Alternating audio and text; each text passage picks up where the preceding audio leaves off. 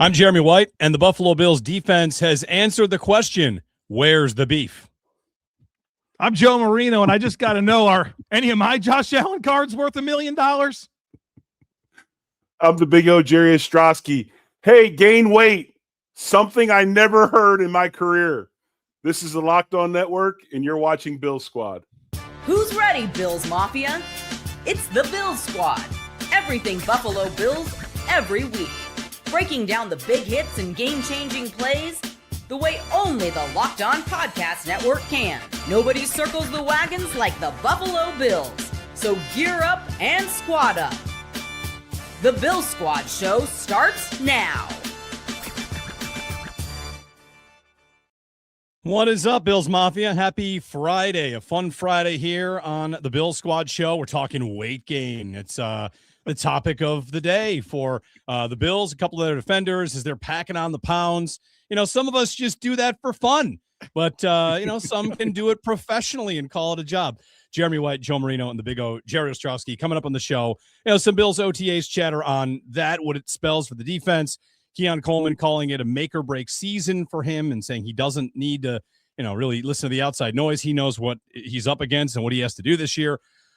Joe's got a full retirement plan with Josh Allen cards because a card sold for a lot of money, and I'll confess to not understanding all that. And, here we are. So good afternoon. Sorry. Good afternoon, Friday, fun Friday, and weight gain. Big O, you never big out the womb, right? This is a theme that we get to on this show. If you're big out the womb, you never have to gain the weight. When you big out the womb, they tell you to lose weight, not gain weight. And believe me, I was never told to gain weight ever in the history of me playing a sport. So whatever. Have fun gaining weight. Some of these guys, I guess, like the natural question is, do the guys that do get to gain weight, how much is it work versus – hey, you don't have to go on a diet. That might be different for each guy, right? Like some guys have to stay at a lower weight and other guys are allowed to get up to where they probably should be. Well, obviously, let's start out with the basic facts. Buffalo is the worst place to live in if you've got to lose weight, okay? So if you're like me and it's 3 degrees outside and you're sitting down at the local establishment with a stack of plastic cups in front of you from everybody buying you stuff and an order of wings coming, probably not the best environment to lose weight, okay? But anyway, that's the whole nother show. Yeah, I mean, a big part of it, Jeremy, is you got to eat the calories, but you got to lift with it. Mm-hmm. And if you listen to what Landon Jackson was saying, a lot of lifting, a lot of eating, and that's the whole thing. If you just eat and you don't do the workouts with it, you don't gain the muscle and you just get fat. But these guys are eating, packing on calories, but lifting as well. And like he said, I can't run. I've got an ACL injury. Carter can't run. He had the ankle injury. So I'm not burning calories doing a bunch of running. I'm just eating and lifting, and that's the best thing you can do to gain weight. And, they look good. I mean, that's the other thing. They don't look sloppy. They look good. How like for those injuries, if you're Jackson or Carter, so the story is, if you're not up to this, Bills fans, that both Landon Jackson and Dwayne Carter have added like 20 to 25 pounds of weight as they shift into their roles on this defense. And all right, so you've got an Achilles injury or you've got a knee injury and you want to add the weight, you want to add strength. How do you still do it in your lower half, right? Because isn't that just going to be just as important? Yeah, it is. And I'm telling you, strength and conditioning coaches have so many different techniques nowadays to do that, to trigger muscle bellies, to get the stimulation in the legs and the glutes and all that stuff. I mean, they've got stuff like belt squats, where you're not putting bar on your back, you're just putting a belt on and standing doing box squats, things like that. There's so many different ways they can do it nowadays without putting that strain. And, I think the biggest thing, you talk about Landon Jackson, the ACL injury, those injuries, guys are back to doing a lot of that lifting a lot earlier than they used to be back in, X amount of years ago because the science is better. That surgery is not that big of a deal anymore. It's pretty much standard. It's the meniscus repairs that go with it that are usually debilitate you as far as the lifting and all that type of stuff goes. And we got to remember, Carter had an ankle fracture. It's not like he was dealing with a bunch of soft tissue stuff. 6 to 8 weeks, he should have been pretty good to go. So, yeah. Achilles, Jerry, it was Achilles for Dwayne. Oh, he was an Achilles? Achilles, okay. Yeah. I'm sorry. I thought he was ankle fracture. That's right. He was Achilles. Same thing. I mean, the soft tissue heals. It's healed up. It's just a matter of how much strain and stress can you put on it. But those guys have a lot of ways to do it without putting that stress on them. Jerry, I want to ask you specifically about Dwayne Carter because he came out of Duke, weighed 301, 302 at the combine, ran 4.99 in the 40-yard dash. If anybody watched Dwayne Carter at Duke, you thought pass rush, gap shooter, 3-tech, right? And an even front. And so they kind of hinted last year that based on how the draft would go and how free agency would go, that would inform their decision with Dwayne Carter if he's going to be the primary behind at Oliver or the primary behind Daquan Jones. And you kind of felt like it was trending towards being the nose tackle right in the Sean McDermott defense. Well, now here we are. Said he's at 330, 335 pounds, and that's where he wants to play the season. That's clearly telling us they're going to play him in the A-gaps as a nose. What's your thoughts on this, man? I mean, first of all, that stylistic shift, how difficult is it? And just generally a guy that's a lighter gap shooter now having to become a bigger anchor, right? Like a tank against the runs, what he's going to be asked to do. I think it's not that big of a deal because he's putting the weight and size on with it. Now, if you went ahead and said, okay, I want you to play that way, but you're going to still be 285, so that when we don't need you to do that, you can shoot gaps, and that's a little bit different. I think he'll be fine, especially with the weight put on. I got to meet him last year at one of the Saturday practices. I mean, really great kid, like awesome kid to talk to, really nice guy. And I kind of, you kind of look at the body type. He's got the structure and frame to do it. He's not going to look sloppy. As a matter of fact, he's probably going to look pretty good. So, I think that's something he's going to have to learn maybe a little bit of patience in his techniques as far as, settling down. But like we've talked about now, guys, for a while, do we really honestly know what Leonhard's going to do with him? I mean, I don't know. I mean, maybe he's still going to try to have him shoot gaps.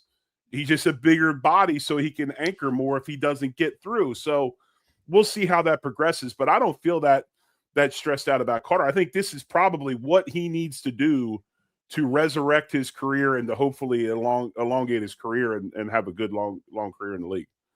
I want to get into like what this means for the roles in the defense. But Jared, I think it's a good question here in a comment, calling next something you mentioned long ago. And as we're talking like weight gain, comment from someone in the chat. I remember you said when you're not big out the womb, you have to gain weight. It increases your chance of injury, and the frame isn't used to carrying that. But you just mentioned that with Carter. Like, how much of scouting and how much of looking at linemen, interior trench guys, is not just the weight they're at, but the frame and whether or not you can kind of can you just see it when you look at the guy? Like, there's room for more here, or there's not much room for more? Well, it's funny you say that because the league doesn't like to go upon when you're talking about evaluations. They don't like to just say, well, so-and-so said it, so it's okay. They want to be able to have that backup in case something goes wrong. They have a parachute so that you don't want to, fire him and run him out the door for taking this guy as high as you did. So you got to have backup science with it. A lot of times what they're doing nowadays is they're going out and actually physically measuring circumference of ankle, circumference of wrist, elbow, knee. They're looking at joint size. And I think it was Chip Kelly that was real big into this at Oregon. And then when he did it in Philadelphia, because Lane Johnson, there was a big question mark. Would he pass the Chip Kelly knee circumference, deal? and honestly, it sounds kind of hocus pocus, but actually there's some truth to it. Well, I mean, there like, really is. You know what it sounds like to me? It sounds like when you get a puppy, you take a look at the paws. Yeah. And like, this dog's going to be big. Right? Like, no doubt. That's a great analogy, and I'm proud of you for pulling an analogy out. I like that one. That was good. Well, I mean, I don't know how much, too. I don't know how much science there is, but that's 100% of a thing that people start to do. And like, as you mentioned, like wrist size and ankle size, to me, that would make sense is like how much this body is going to be able to carry. The only thing that doesn't make me nervous about Landon Jackson is he says he did play at 285 at Arkansas one year, but this is a guy that's shown multiple major knee ligament issues throughout his career. And now you're adding another 25 pounds. But I also think I think his style of play is going to change. So it's not like he's 285 out in space trying to maneuver in space and do all this.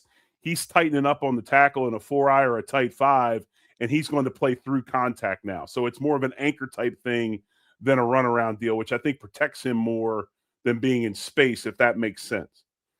So to both of you guys, let's go one at a time here. For Landon Jackson, who, I mean, he struggled to get on the field as it was. The scouting report was there's not a lot of bend. The idea was he's a defensive end. does his job change fit him more appropriately now, whether it's the weight gain and also just the difference in what he's going to be able to do? It's almost like if he were a third-round pick this year, you'd feel like it made more sense than a third-round pick spent on him for last year's defense. I totally think so with Landon Jackson. I think with him getting to 285 and playing this 4-eye tight 5 tech type role, I think you maximize on his strengths and you hide some of the concerns that you have. So like Jerry said, it's going to be more tight quarters. He's not going to have to play from as wide of alignments, which is less stress on his ability to turn and flatten and play, that style. And because he's in those tighter alignments, because there's going to be players outside of him, he'll probably very rarely be the end man on the line of scrimmage. It's now just close quarters combat, and we maximize what he does have, and that is length. He has good power, and now he can just kind of maximize that ability in a phone booth and take away some of the space, which I think is tailored more for Landon Jackson. When you thought about him fitting into like the Sean McDermott defense that he was drafted to be in, you thought about players like Montez Sweat or like Charles Johnson, Greg Hardy, those types of players. Not the first one I mentioned. Sweat never played for McDermott, but those other two did. You thought like that would be the style that would work for him. But now that he's projected to this style with this weight gain, I think it actually is a much better for what he actually offers. I think a couple of things. One is when you look at Landon Jackson and you look now at Carter, I see their roles cleared up quite a bit. We already know what Deone Walker is going to be about. I think if you look at Carter and Deone Walker, Carter's going to be your guy that when everybody said you can't draft a nose tackle to play 20 or 25 plays, there he is. Okay. Yeah. And then Deone Walker is your guy that when you're in that 4-man look with 2 stand-up outside linebackers and 2 inside guys, he's playing the 1 or the 2 and going for the penetration stuff and the swim moves and things that he does well, because he doesn't necessarily have to anchor, which he doesn't do good. So I think their roles have all defined pretty clear for me. I think Ed Oliver's roles defined pretty clear for me. The guy that I still have no iota what they want to do with is Sanders. I want to know what they're going to do with him, and hopefully the Marinos of the world and those guys do such a good job of the practice reports. Quit taking still shots of Kincaid. We already know where he is. Let's get some pictures of Sanders doing drill work, and let's try to establish what we're going to do with him this offseason. Jerry, I'm not sure if you got a chance to listen to Deone Walker on Eric Wood's podcast. He gave us a little bit of a glimpse into what he was going to do in this defense. And Eric straight up asked him, and he said, I'm going to line up all over the place. And he said, 4 tech, 5 tech. He said, and if I have to, a 0. Right. Like it was the afterthought was playing the nose. So being told us that he would, if they had to put the ball down and play a game, he's the nose. But I don't think it's going to be exclusively a nose, which is, obviously music to my ears. Well, it's like this. It's like, what is a nose tackle? Does that mean if you play nose, does that mean he's a 0? Not really. I mean, what are we playing? That's why I always say A-gap defender, because I know that can be ambiguous. Right. Are we playing overs? Are we playing unders? Are we playing all this stuff? So I think that's really what you got to look at. And that's what he did at Kentucky. If you study the tape, exactly what he said is exactly what he did at Kentucky. Yeah. He lined up outside in a 5, even a 9 sometimes. He lined up as a 0 nose. So he's been across the board.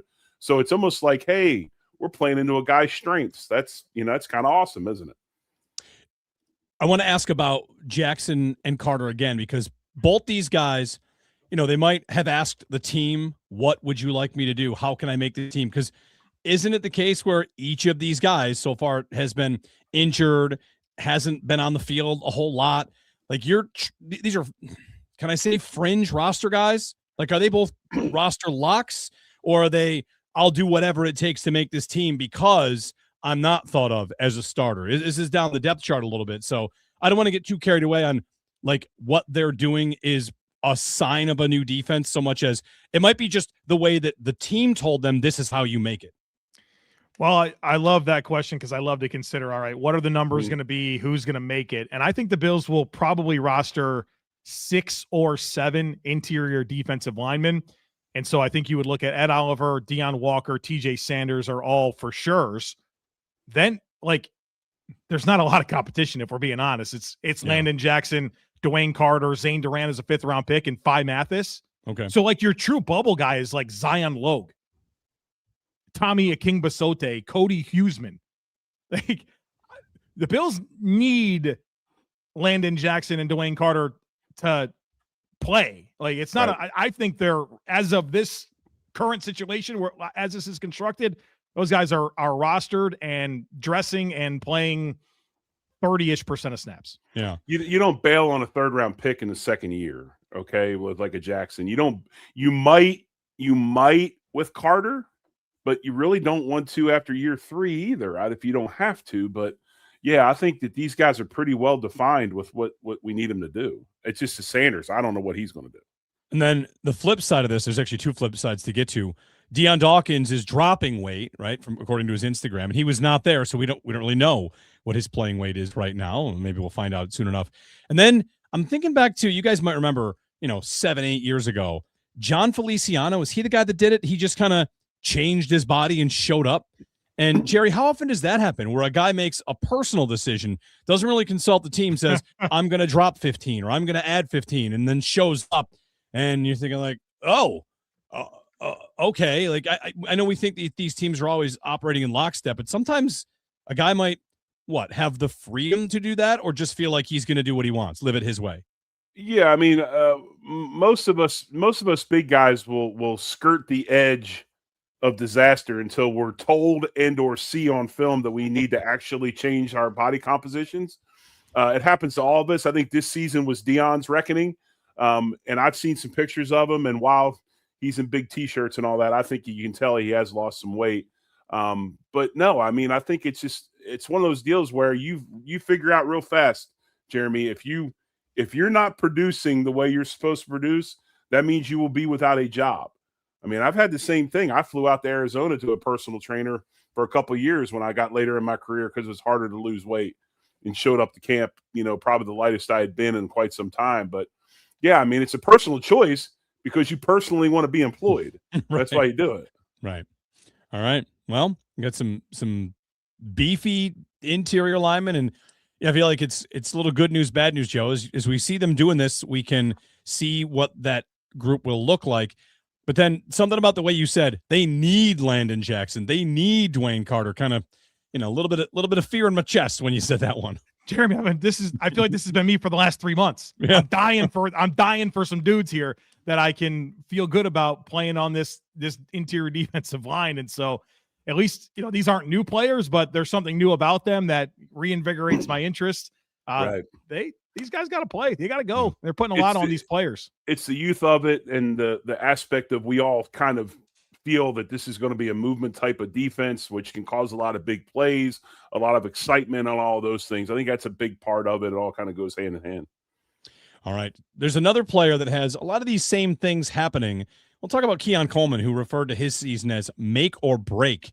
He's there at OTAs, working with Josh Allen, working with this group, trying to kind of reinvent his career. I'm going to tell you what Josh had to say about Coleman and how he looks coming up here on the Bill Squad Show.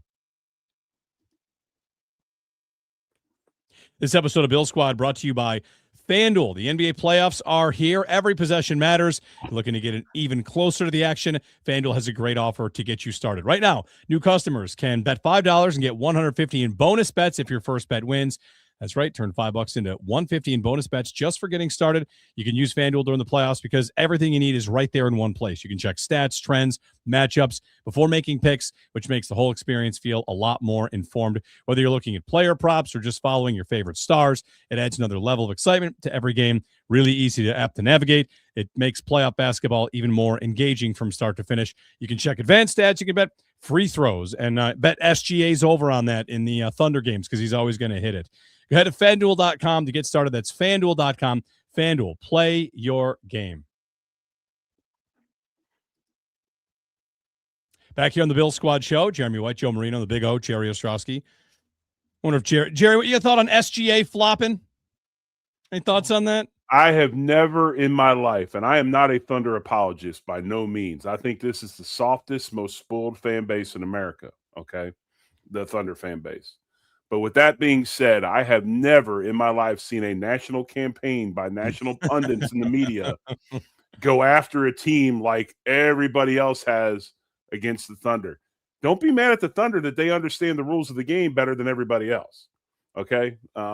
Believe me. But no, SGA did not win 2 MVPs in a row because he flops.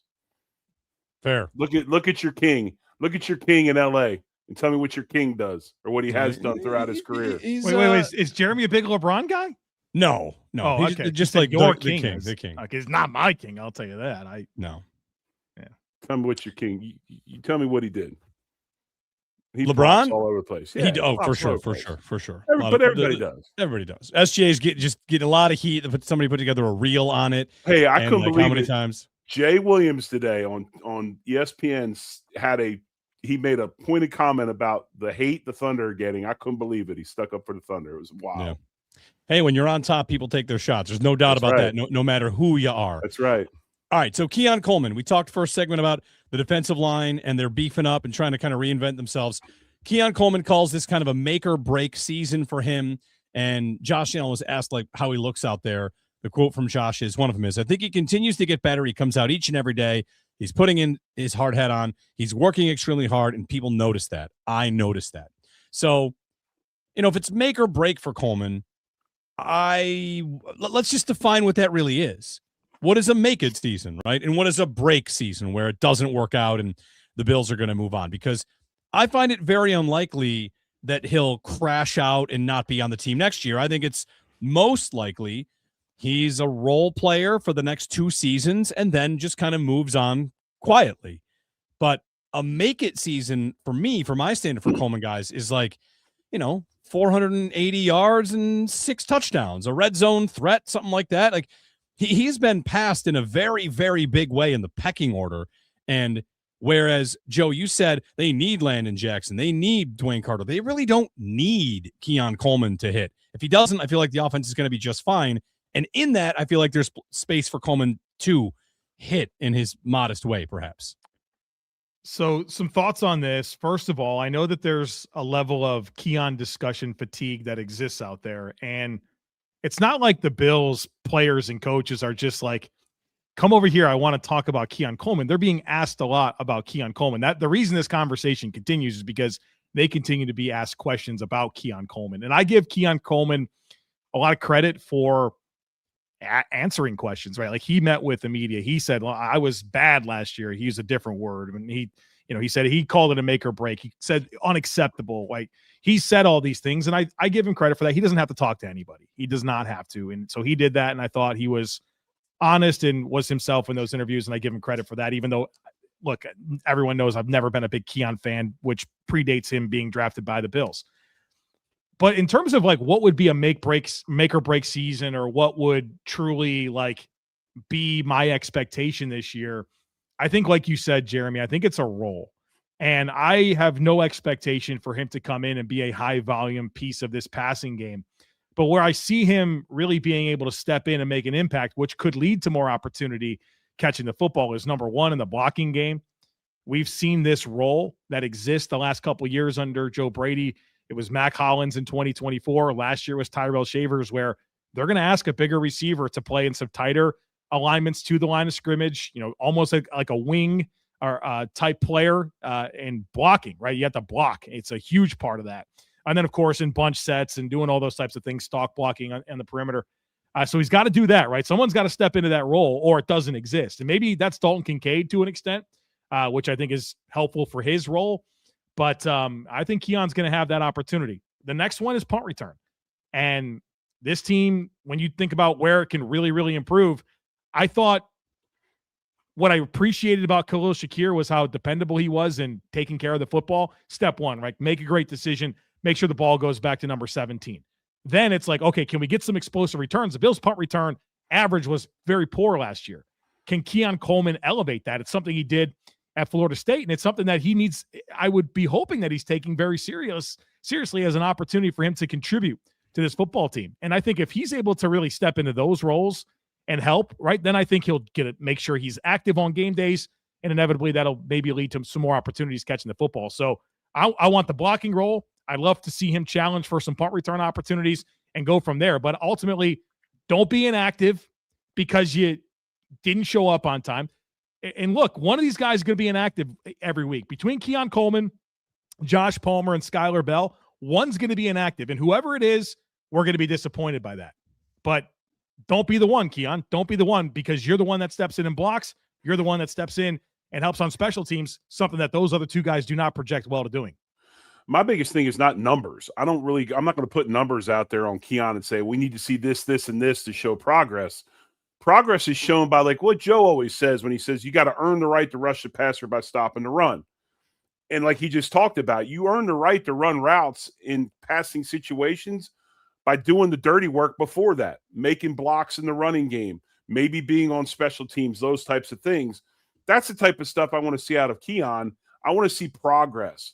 I want to see every week him getting better and showing that he'll be willing to do those things and doing stuff correctly to get the opportunity to catch the ball, because it's not going to be hard. Like he said, it's going to be hard to tell what's going on because of you got 3 receivers in 2 spots, right? So one of them's not going to be playing. And if it's Keon, well, maybe he's not doing what he's supposed to be doing. But, you say that we don't need Keon to be good for this offense to be good. I think that's partially true, but I also think it would put a huge jump start or a huge jolt into this offense if he can do those types of things like we saw out of these other receivers that were willing to do the dirty work.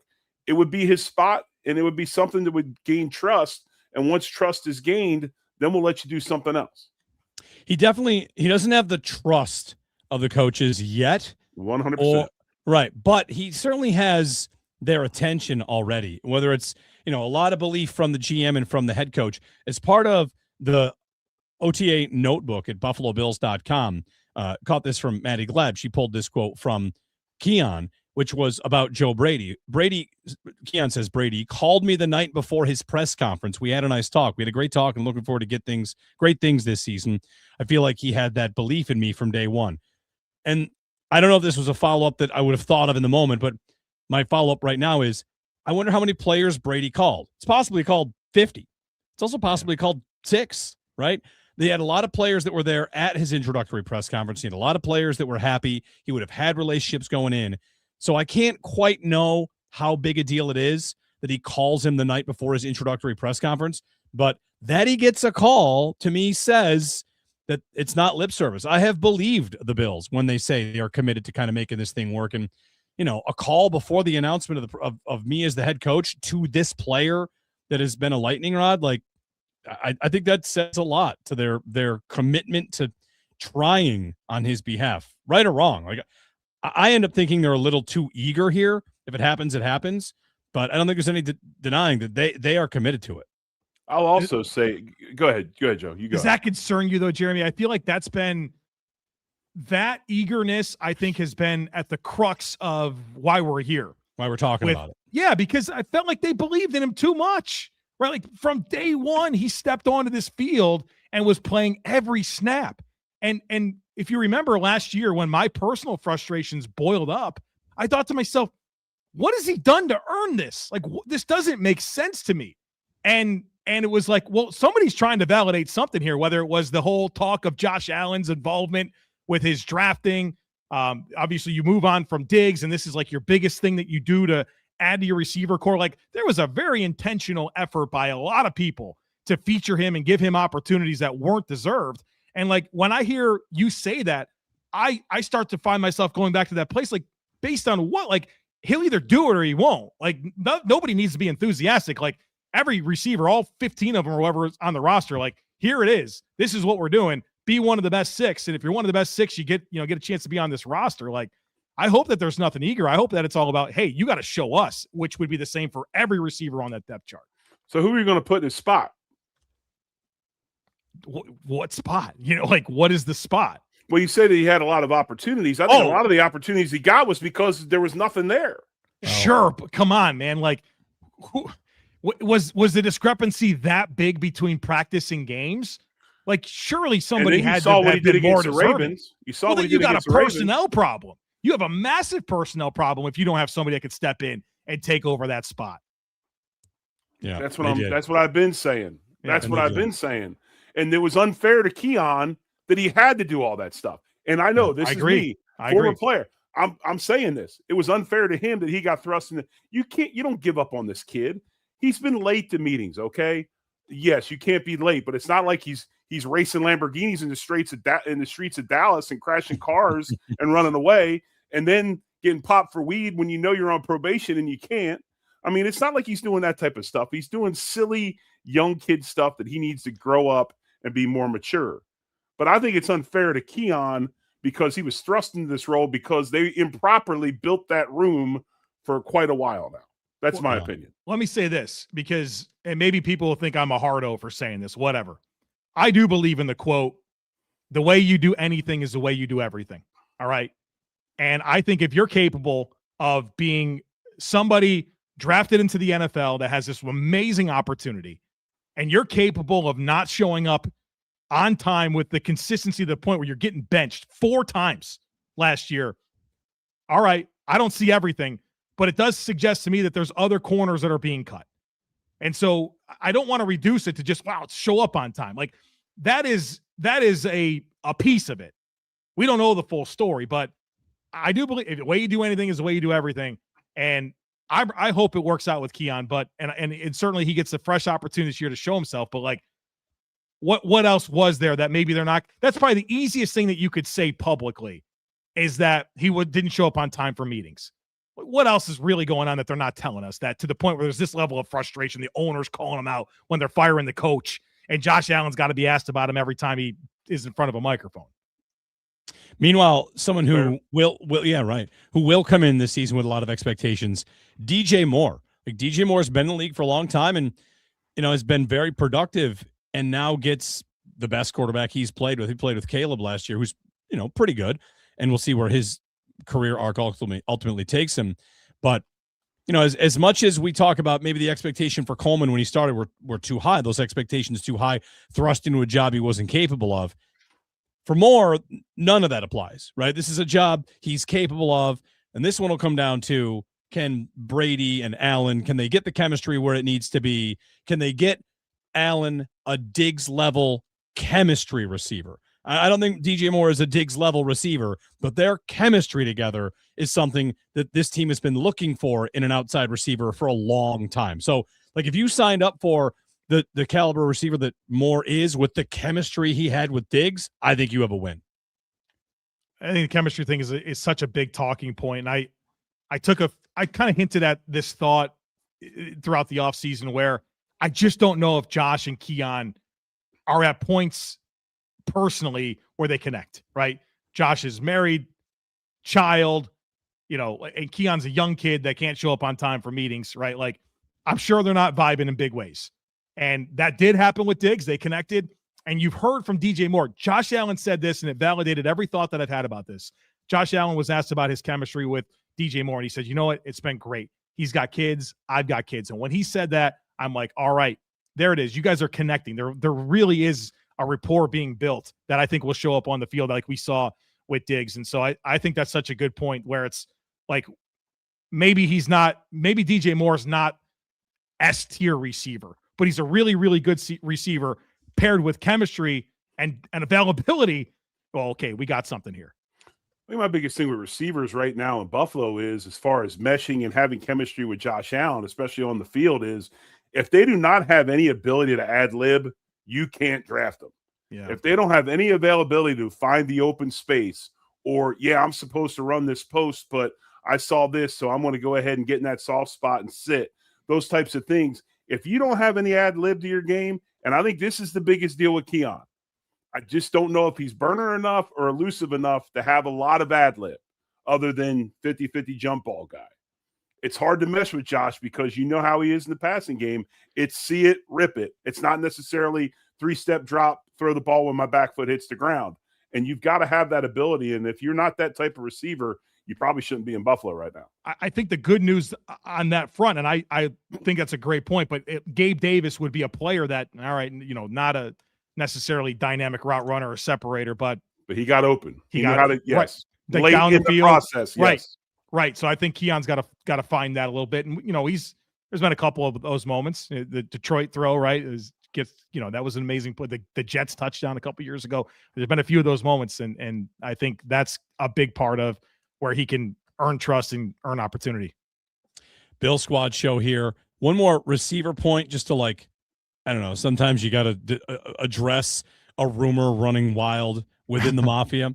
And there's one Bills account that posted an Instagram of Stephon Diggs' account, but it might be his second account, or I don't know. But the Mafia is currently reacting to a picture of Diggs from an account that says, I don't know, might want to get back in number 14, and it's a picture of him with the Bills. To which we can all just say, not happening. Come on. No. It's not. Yeah. Stop it. No. It's not happening on either side. He's probably going to find a spot, probably an NFC team, maybe goes to the Rams, who knows. But Washington, right? Washington. Okay, Washington, maybe. Is not happening. Not in Buffalo. No, I'd be stunned. And not for Joe Brady. That's when Diggs went away. Right. Right? It was right. Not for Joe Brady, not for Josh Allen, not for Brandon Beane, not for Diggs. No. Plus, with all due respect to Diggs, he's a slot at this point, right? That's where he's really been able to have his production in New England, of course, with Houston. That's just not, he doesn't even feel a need for this team. Yeah.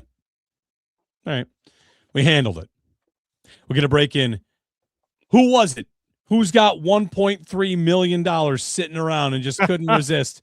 Had to spend it on QB1. It's coming up next year on the Bill Squad show. This episode of Bill Squad brought to you by Square, the system that helps fix one of the biggest headaches in running a business. Starting a business is exciting, but running it, that's where things can get complicated. Payments, inventory, staff, scheduling, online orders. It's a lot to manage. That's why Square brings everything together to one connected system. Square helps you take payments, track sales, manage inventory, and keep your business running smoothly without juggling a bunch of disconnected tools.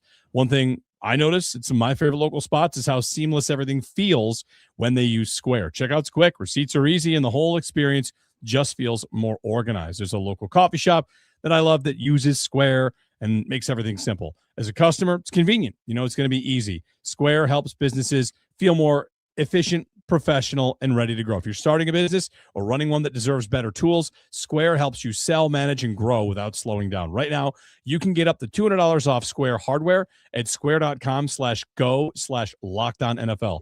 That's Square, SQUARE.com/go/LockedOnNFL. Back here on the Bill Squad show, Jeremy White, Joe Marino, and the Big O, Jerry Ostroski. I think, guys, the Sabres got knocked out of the playoffs. I think I forgot to show you a keepsake. Did you get one? I got my beer saber. Look at that thing. Wow. I should be drinking out of this thing during the show. What do you think? Yeah. Is it hard to drink out of? You got to practice. You got to practice. A little reach to it. Yeah. Yeah. So I got such long arms, I could handle it. Victory Mondays with the beer saber. What do you think? Your arm length matters here. That's right. In there with 31-inch arms trying to drink out of the beer saber. Yeah. One thing that's tough about it, you can't put it down. It might, it will stand up. It'll tip pretty easily. That's a drawback. One of the nice things about it is when you're holding it and somebody else is holding one. A cheers is much more. It's very easy. You can cheer someone from 6 feet away. You're both reaching out. Wow. All right, see ya. Cheers. Let's go. I'd be cheersing everybody with that. I like the Hurricanes boot. That's pretty cool looking. The Carolina Hurricanes got the boot. Yep. Yeah, they got the boot in game 1. What was that? Ooh, Joe. They got what was that? Joe is that guy now. He's turning to hockey. Yeah, I'm trying to watch the game, rooting for the Canes. I'm like, and I had the under. I had the under on 5.5. You can imagine how the first 10 minutes of that went for me. We went to bed. I'm not doing this, They've been sitting around. They've been sitting around for what, a month and a half, waiting for the series to start. Right, it's too much. Right, too much rest. Well, whatever you had on the under, it probably wasn't $1.35 million, which is how. Right, you want to confirm? That's how much a Josh Allen football card has sold for. All of these for 1.3. I mean, what a deal I have here. This is. Hey, I got this one right here. Oh, baby, this one sold for 0.13, 13 cents. Hey, you got a football card though. That's cool. 13 cents, baby. It's a era. The woman who sold it is just a woman in Arizona who I mean, she got it in a box. She bought a box for her grandson, and they found it contained one of the best cards in the whole set, the redemption card of the 1-for-1 autographed gold NFL Shield patch card of Josh Allen. 1 of 1. The presence of mind to know that you were sitting on something worth that is pretty, like, I'd be nervous if I bought that for my niece or nephew. I gave him a box of cards. You'd never think about that. Yeah. Yeah. You're like, oh, this looks like it's a pretty decent card. It says 1 of 1, but man, 1.35 million for a should piece Josh of paper with Josh Allen's picture on it. I mean, that's kind of nuts, right? It is kind of weird. I don't get it. Should Josh have been the one to buy it? It's your own memorabilia. It's you. The game worn jersey. I mean, it's the NFL Shield. Jerry shows us his football card. Yeah. I have a whole bunch of them behind me. If you'd like to see. Yeah, I do need one. I do need one. It's all about JA though, right? It's more about like, is it no coincidence that he's the number one, whatever, a LeBron card sold for 1.25. Like Josh memorabilia is probably red hot because, Bills fans are crazy for Josh. Or that, or it was half the value. Then he got married to Haley and it went up to 1.3. No, I mean, this whole memorabilia deal is crazy right now. And thank COVID for that. COVID is what caused the spike in memorabilia because all the guys that were going to the casinos couldn't go to casinos anymore, and they had to run risk on something, so they all got into sports memorabilia, and it's just blown up. My brother-in-law just kills it in cards. But you got to know what you're doing. It kind of ties this all together. Alan was talking about his relationship with DJ Moore, and they go way back to they had an all-day signing at a Panini trading cards, where they're just right next to each other for 8 hours, signing cards, and getting to know each other. And that is ultimately the genesis of how these two, even though they haven't ever played together, and like Joe, you're talking about how their lives are kind of similar. They would kind of know, same draft class, sitting right there together, signing draft cards. So sometimes, you meet somebody early in the game, and then, 8 years later, you're playing together. Did the same thing when I got drafted by the Chiefs. I did a deal with Courtside. We're doing rookie cards, and they paid you X amount of dollars, but you had to sign so many, and they sent you boxes to the house. And I sat in the hotel room across the street from Arrowhead in the Adams Mark for like 2.5 weeks, just signing cards and sent them all back. But yeah, it's that's the deal they do, man. It's nutty. Across the street from Arrowhead in the cornfield? No. If you go to Arrowhead, across the street, I went with you. facility. I was there. I felt like I just drove through corn, and then there was a stadium. There's Arrowhead, and then there's the Royal Stadium in the same parking lot. Yeah, that's all. Directly across the highway, it was an Adams Mark, and that's where they used to put us up at. All right. Across the highway, but not the street. What street, highway, thoroughfare, throughway, avenue? I could not Boulevard. believe. I was in the car with John, the market dominator, right? He's taking me to Arrowhead. I'm like, you telling me we're close? No chance we're close. And there it was. Yep. As the corn opened. Just pops out of nowhere. Dreams. There it is. There's a football stadium. There's no cornfields, man. I don't know. I felt like that's all I saw was corn. But it is kind of in a weird spot. One quick thing, like some NFL notes here. The Bills are favored in 14 of 17 games, which is not a surprise, right? Have you seen the team that is favored in 15 of 17 games? New England. Yeah. No, it's not. I know all about it. This is the team this year. Rams? Concerned about them. No. AFC team is favored in 15 of their 17 games. This is fun. Let's see if Jerry can get it. Jacksonville? Nope. An AFC team, and it's your They are going to be the sexy pick that no one is going to sleep on, because by the time we get there, everyone's going to know they're favored in 15 out of 17 games. Again, that doesn't mean they're going to go 15-2. But it's a testament. Nope. It's a testament to their schedule. The Bills being favored in 14 with a tough schedule, I think. And this is a team that does not have the toughest schedule, and they're favored in 15 of 17. I do think they will have a good year, and I think they will be dangerous. Did their quarterback cry and moan, and then all of a sudden they acted like they give a flip about them and they got some assets? Yeah, he did. Yeah. Okay. Cincinnati? That's right. Yeah. The Cincinnati Bengals are favored in 15 out of 17 games this year. They added Boye Mafe and Dexter Lawrence, and that defense was a disaster early in the year, and then at the end of the year got to be like just kind of normal bad, right? So like there was so there was progress, but they did sink a lot of assets in, and their offense, of course, people are going to treat it as though it's ready-made and coming right back if everybody stays healthy. But man, 15 out of 17 games, that's something to keep an eye on. I'm buying big on the Bengals this year. And I mean, part of that's what I think Joe Burrow is as a player. I think he's awesome. But yeah, they're running it back on offense. They add Boye Mafe, Brian Cook, Dexter Lawrence, John Allen. Like, this is a different team. They operated differently. The big concern is just their linebackers, but it's a couple of young guys they drafted last year with a much better front in front of them.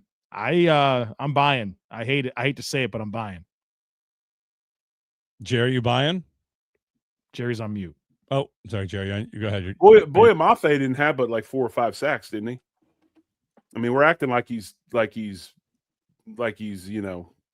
best guy in the league. He is part of a pretty deep rotation there. He had less than that. Jerry only had 2 last year. There you go. 2 sacks. Thank you. I think the storyline is this: can Joe Burrow play a whole season? And then we'll worry about whether or not they are favored in 15 to 17 or whatever they may be. Yeah. When I see that, I'll believe it. Yes, they're very, very talented, but their quarterback, he's got to stay healthy. One good piece of good news about this, like whatever. How soon will you be able to form an opinion on the Cincinnati Bengals? I'll make the case that by week 2, you will know what you think about them. And that's because who do they play in week 2? They go to Houston. We will have just seen the Bills play Houston, wow. Right? So Houston opens Buffalo, Cincy. Yeah. Now both those games are at home for Houston, but they open with the Bills, and if the Bills struggle or look great, the following week you're going to get to see Cincinnati match up against that same team. Like, how did they do against the team that you just beat? Whatever. Yeah.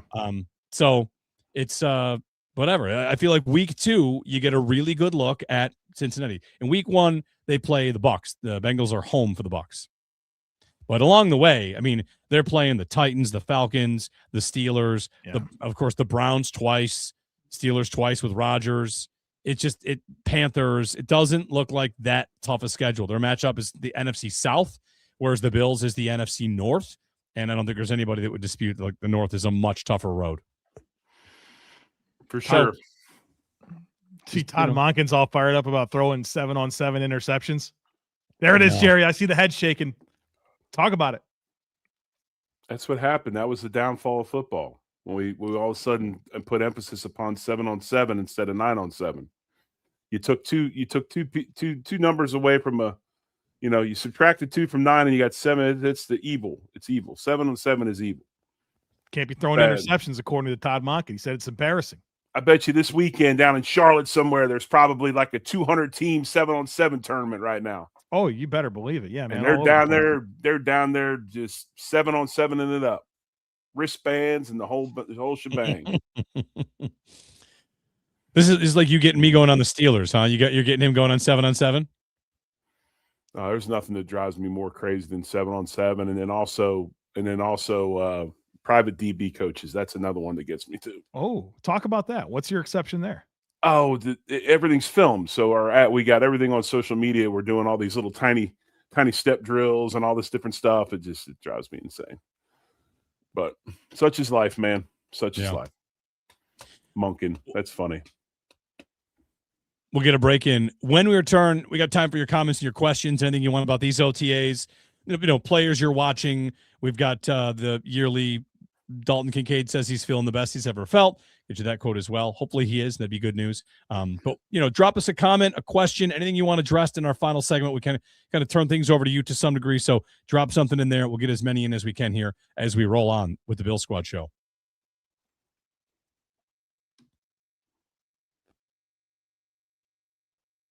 Back here on the Bill Squad Show, Jeremy White, Joe Marino, and the Big O, Jerry Ostroski. Ahead of Memorial Day weekend, we will not be on a Memorial Day, right? We're just going to go ahead to like a Tuesday again after that, so everyone can have their Memorial Day, one of the best, one of the better long weekends of the year. We're supposed to get rain here in Buffalo for a lot of it, but anyway, the cause for Memorial Day, the reason we celebrate as a country, the day, the unofficial start of summer. I always feel like Memorial Day is a great time as a country, however, just communal. The parades, there's It's an important one. One of my favorite holidays and an important one. So hope you're out there and you're prepared to have a good Memorial Day. Yes. Jerry, smoking something big. What's the plan? Well, as soon as this podcast is over, I'm meandering my way to the grocery store and then we'll make our decision based upon availability. But I'm definitely doing something I haven't done in a bit: boneless turkey breasts. Those are going to be on the menu. And then probably a pork shoulder or a brisket or both. Probably both. Maybe both. Probably both.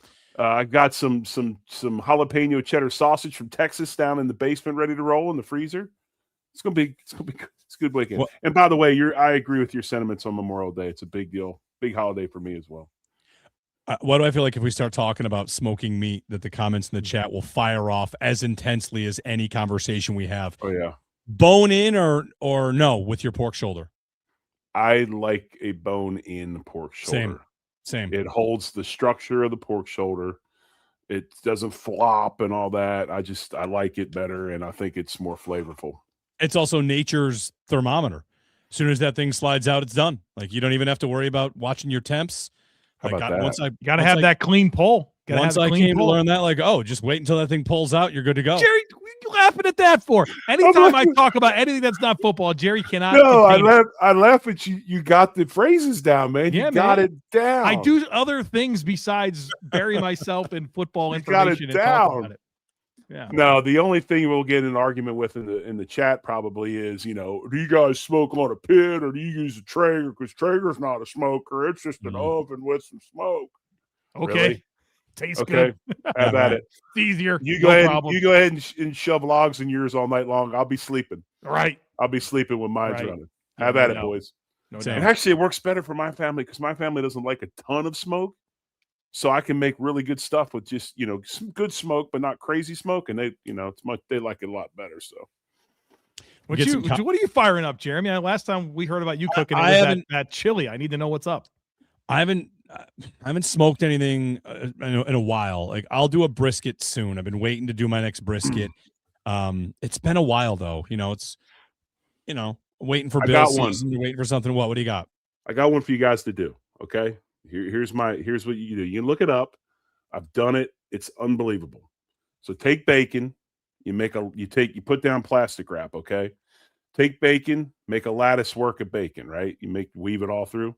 Then take you some good breakfast sausage and put out a layer of breakfast sausage over the bacon, about, inch thick, inch and a half thick or so. Then you got to get hot links. You know what hot links are? Get the hot links, usually the ones that got a little bit red tint to them, and you grind them up.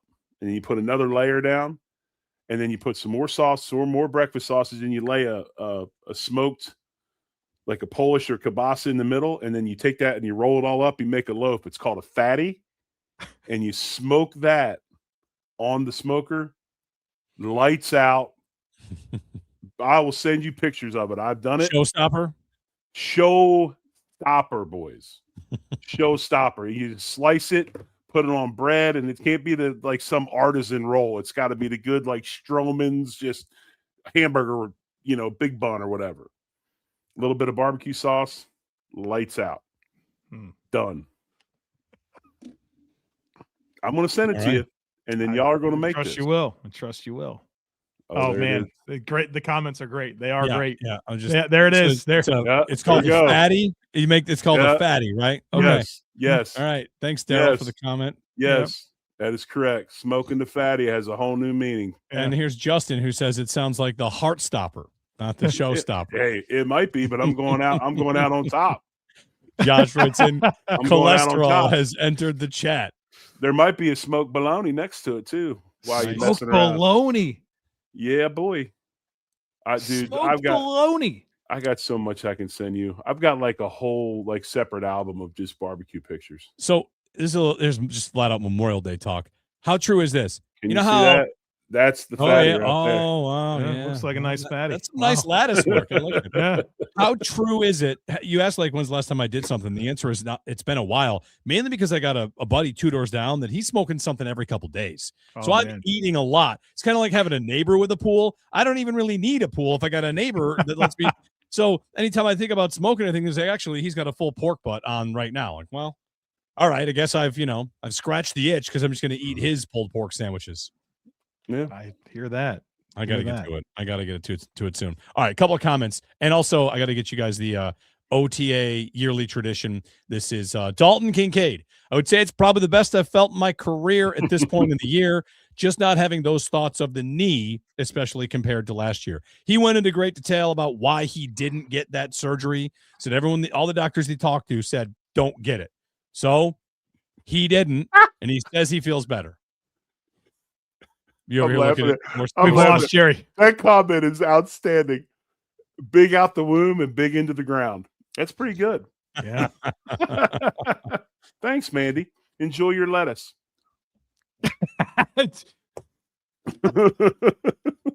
Jerry, we need to know your thoughts on Dalton Kincaid not getting the surgery. He's healthy. The doctors. Yeah, he's healthy. Well, he sounded confident when he was talking. I mean, he is healthy. He is healthy. I mean, I'm going by what he says. I mean, he said he consulted all these doctors, and part of that is true. A lot of doctors don't usually mess with PCLs. Some do, some don't. Hey, he said what he said, and we'll see how it rolls. I mean, I can't get on the man for it. I mean, but he does look good, boy. He looks ready to roll. Dalton Kincaid, 17 starts this year. How many yards does he get? Well, we got that comment right here. Assuming he plays a full season, what kind of season stat would you have to justify an extension this time next year? If Dalton plays 17 games, he's topping 1,000 yards. It's 80 catches, it's 1,000 yards, it's 8 to 10 touchdowns, and we are loving it. The skill set's so good. Come on, you guys, the receiving skill set is so good. Dude, so Kincaid is legit. He just got. There's no doubt he's good. The argument against Kincaid, if I may, again, I don't want to make the argument against Kincaid, but how much do you subscribe to this? I've been reading a bunch about the Rams and their 12 and their 13 personnel, and the difference in 112 or 13 versus another 12 and a 13 is that in the McVay version, who's the most important player on the field? It's the receiver. It's the one, right? Right. The one receiver out there. And not that that's the one in the 12, but you know what I mean? Like it's the one or two receivers that are going to be on the field.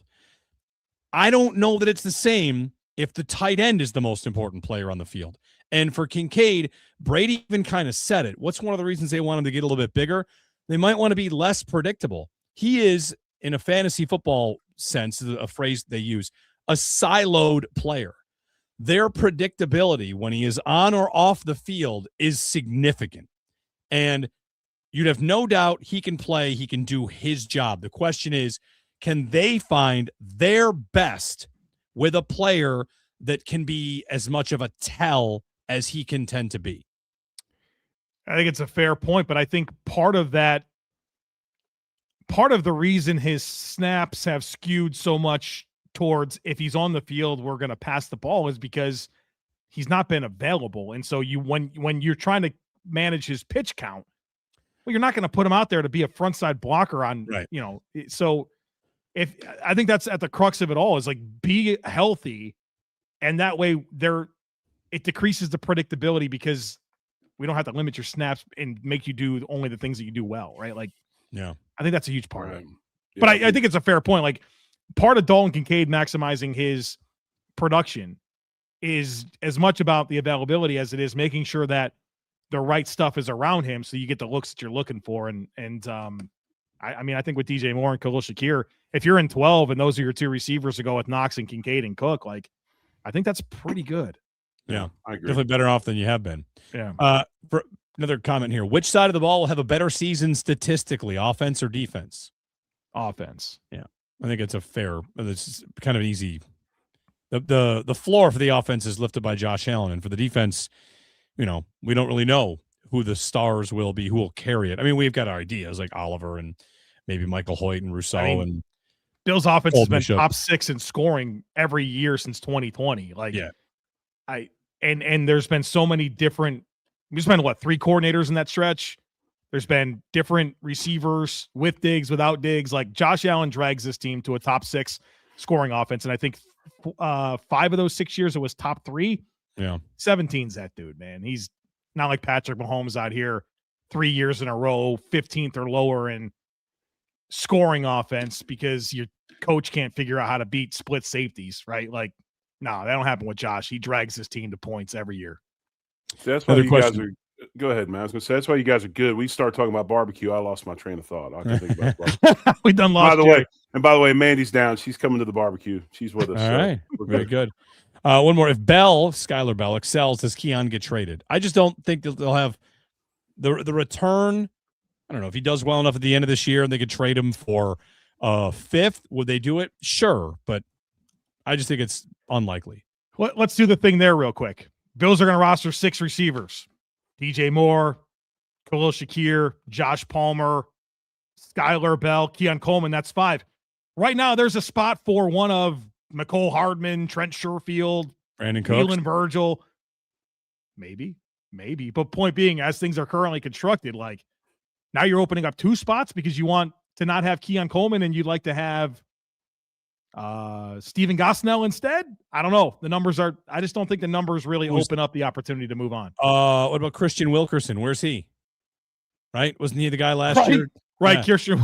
Yeah. Well, they have Jalen Virgil back, so it's only a matter of time. What's Tanner Gentry doing these days? I like Shavers out. I like Christian Wilkerson. I think Shaver's knee is pretty messed up. No, it's Gabe that's is a mess, and Shavers might be tracking like he's going to try to come back. I think he's mid-season, right? He's right. On pop. It's still going to be a while. So, Mahomes got his later than Shavers, and Mahomes didn't he? Or did Shavers get his? When did Shavers hurt? Jacksonville. No, yeah, Jacksonville playoffs. Okay, yeah. So he's a little bit ahead. Yeah, he's a little bit ahead. If the Bills were a barbecue dish, what dish would they be? Ooh. Where's Bruce Nolan when you need him? That is a Bruce question. I know. I got to text him right now. That is definitely a Bruce question. If the Bills were a barbecue dish, I'll go beer can chicken. Let's do that just for the beer can chicken. Yeah, I could see that. Smoked wings. Listen, smoked wings. You get yourself a good smoked wing recipe, you can entertain. Forever. I'm a 0 to 400 guy on that. I'm a truther. Yeah, dude, I can do those. Yeah. You do them with you put the cornstarch on them before you put them on the smoker? I'm afraid to do it because I heard you could do too much, so I haven't messed with that. No, you can't. You're but fine. I do dry them out. I leave them in the fridge uncovered overnight to dry them out. But I haven't. The cornstarch. Get yourself a good pair of rubber. Get yourself a pack. Here's my secret for you guys. Since you're big smokers now, okay? Go on Amazon and get yourself those cotton glass handling gloves. Are cotton. They're real tight to your skin. And then a box of the disposable latex gloves. You put when you're working in the kitchen, you just use the latex gloves so that you can mess with everything and mix it up good. But when you're working and pulling stuff off the smoker, you put the cotton gloves on, then the latex gloves over those, and then you can grab everything right off the smoker and not burn your hands. And also cut and all that while stuff's hot. So through the offseason, should we turn over the final segment of every Squad Show episode to Grills Mafia and just talk grilling? Maybe we should. Yes. Boy, Rashard's talking about smoked cabbage with butter and brisket in the middle. That's pigs in the blanket, kind of. I've had smoked cabbage, but not with brisket. I've had smoked cabbage though. And by the way, cornstarch on the wings crisps them up and makes them crispy. It's hard to get the crispy texture on the smoker, so I usually smoke. But it's actually easier on the Traeger because of the circulation. Yeah, I usually smoke on the Traeger, pull them off, and then I put them on the regular grill to crisp them up for the last 10 minutes. All right, hey guys, what? I was going to say, or you do the Lenovo trick, which is you deep fry them, put the barbecue sauce on them, then hit them on the grill. Then you get. You like that finished on the grill? You're a big fan? I love a charbroil. Yeah. We used to have this place in Arkansas called AQ Chicken, and you get their fried chicken on the coals. They would do the fried chicken, and they would actually put the chicken on the coals to char it up. Brother, it was like a spiritual event. It was so good. Well, have a happy Memorial Day to you two gentlemen, to everybody out there. And we'll be back Tuesday after the long weekend. Eat well. Smoke them if you got them. Meats, and whatever else you got. And go Bills. Go Bills. Much love. Go Bills.